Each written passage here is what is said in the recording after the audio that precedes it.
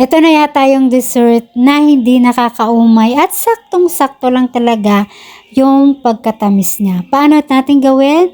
Tara! So, kailangan natin ng gelatin. Gelatin powder ito na kung saan 2 tablespoon yung nilagay ko sa tasa at naglagay din ako ng 2 tablespoon ng fresh milk. Hayaan natin mag-bloom yung ating gelatin. Sa kawali, naglagay ako ng 1 cup ng fresh milk at isinunod ko tong 1 pack ng coconut cream. Yung apoy ko po ay nasa medium fire lang. And then, maglagay din tayo ng 3 tablespoon ng sugar and 1 pack ng vanilla sugar na kung saan kailangan lutuin natin siya in 10 minutes na hindi kukulo yung ating gatas. So, after nun, after 10 minutes, ay ilagay na natin tong nag-bloom na gelatin. So, ihaluin lang natin at dahil mainit naman po yung gatas is maluluto yung gelatin dyan.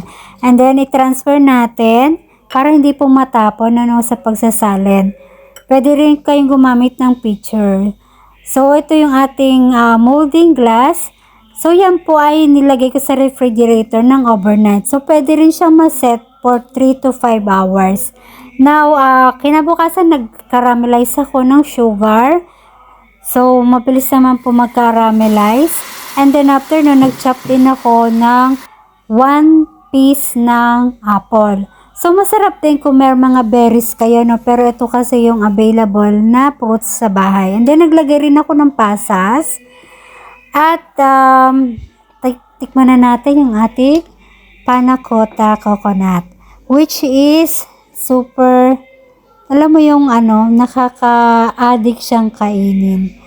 So, lagyan natin ng toppings at time to taste. Sabi nga, ang panna cotta ay nagawa mo ng maayos kapag naggigigil-gigil yung texture niya. That's it. Bye!